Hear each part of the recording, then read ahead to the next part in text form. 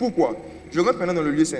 Dans le lieu saint, la particularité, c'est que la lumière ne s'éteint jamais. Le lieu saint est éclairé 24 heures sur 24. Parce que ce n'est pas la lumière du soleil qui éclaire ce lieu, c'est la lumière du chandelier. Il y a une lumière dans le lieu saint qui n'est pas créée par la création, qui ne vient pas de la nature. Ça ne vient pas de la nature, ce n'est pas une lumière naturelle, c'est une lumière surnaturelle. Dans la mesure où Dieu avait demandé au sacrificateur de prendre de l'huile d'olive, de l'huile d'onction, et de pouvoir veiller à ce que dans le chandelier, il y ait toujours la lampe qui brûle pour qu'il y ait toujours de la lumière. Donc quand tu es dans le lieu saint, tu ne sais pas quand il fait nuit, tu ne sais pas quand il fait jour. Quand tu vis dans le lieu saint, tu ne connais pas ces périodes où on dit je n'arrive pas à prier, il y a des fois j'arrive à prier, je n'arrive pas à méditer, il y a des fois j'arrive à méditer. Dans le lieu saint, on arrive à méditer chaque jour. Dans le lieu saint, on arrive à prier chaque jour. Dans le lieu saint, on arrive à jeûner chaque fois qu'on veut jeûner. Dans le lieu saint, on ne connaît pas cette phrase de la vie chrétienne où tu demandes à une brebis comment va ta marche et la brebis dit je m'accroche. Écoute-moi, écoute-moi. Une brebis ne peut jamais s'accrocher sur un arbre.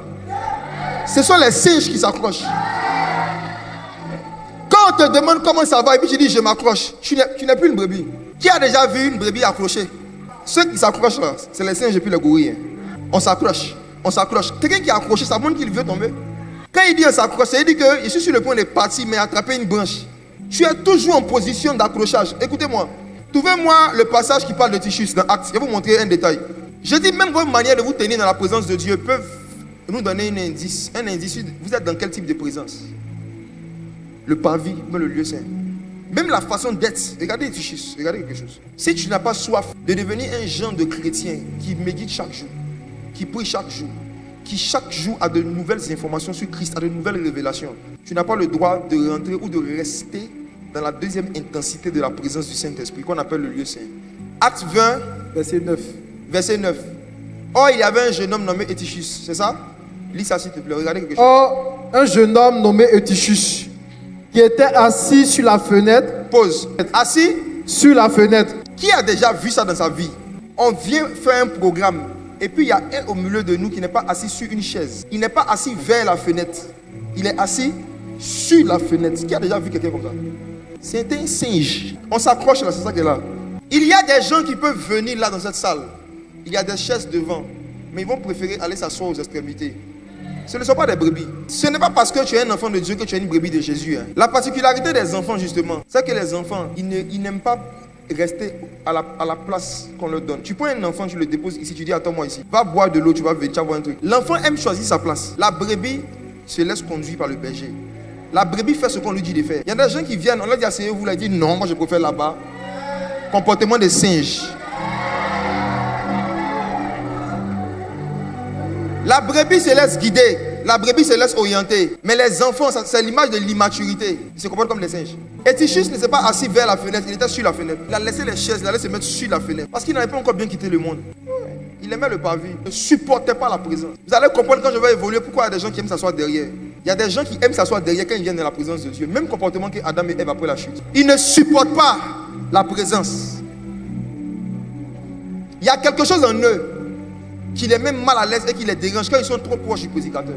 Il y a des personnes qui sont venues, il y avait de la place dans la salle, mais ils ont préféré s'asseoir dehors, dans le jardin, sous les bâches, parce qu'ils ne supportent pas. Ils ont peur d'être vus par un homme en ce qui concerne les choses qu'ils ne veulent pas abandonner. Dans le lieu saint, pour rentrer, il fallait être sacrificateur. Donc tous ceux et celles qui ne sont pas nés de nouveau ne connaissent pas cette présence du Saint-Esprit qu'on appelle le lieu saint. Voici pourquoi ils n'ont pas de révélation sur Jésus-Christ. Ils ne connaissent pas Jésus par révélation. Jésus a demandé à ses disciples, qui dites-vous que je suis? Les disciples ont dit, certains disent que tu es Élie, d'autres disent que tu es Jean, d'autres disent que tu es Jean-Baptiste. Toutes ces informations, c'était encore le parvis. C'est des informations qu'ils ont reçues des gens. Ils disent, et vous? Dans le parvis, il y a des informations générales. Maintenant, vous-même, qu'est-ce que vous savez sur moi que personne ne vous a enseigné? Qu'est-ce que vous-même vous savez sur moi que vous avez découvert quand vous êtes venu dans mon intimité? Qu'est-ce que vous savez sur moi? Personne ne savait rien. Pourquoi? Parce qu'eux aussi, ils marchaient avec Jésus, mais dans le parvis. Tout ce qu'ils savaient de Jésus, leur venait du soleil, de la nature, des autres. C'est Pierre qui a dit, tu es le Christ, le Fils du Dieu vivant. Et Jésus lui dit, ce n'est pas la chair et le sang qui ont révélé ces choses. En d'autres termes, l'information que tu viens de donner ne vient pas du parvis. C'est mon Père qui est dans les cieux. C'est pour dire quoi? Chaque disciple de Jésus est censé avoir des informations sur Jésus qu'un pasteur ne lui a pas donné. Amen. Chaque disciple de Jésus est censé savoir des choses sur Christ qu'il n'a jamais entendu dans une vidéo. Chaque disciple de Jésus est censé savoir des choses sur Christ qu'il a découvert en s'approchant lui-même de sa Bible. Qu'est-ce que tu sais sur Christ que tu n'as jamais entendu dans une vidéo, mais que tu as découvert dans les Écritures? Dans le lieu saint, quand le sacrificateur rentrait, il y avait le chandelier qui lui donnait des éclairages. Il y avait aussi en face de lui ce qu'on appelait l'autel des parfums. C'était une image de la vie de prière. 24 heures sur 24, l'atmosphère de prière. Dans le lieu saint, on n'a pas une heure où on dit on n'arrive pas à prier. J'ai du mal à prier. Écoute-moi, chaque fois que tu fais un jour, 2 jours sans arriver à prier, tu es sorti du lieu saint. Tu es sorti du lieu saint. Tu es dans la présence de Dieu, mais tu n'es pas dans l'intensité naturelle des sacrificateurs. Fais 24 heures sans méditer, fais 24 heures sans prier. Est une preuve pour toi-même que tu es en train de rétrograder.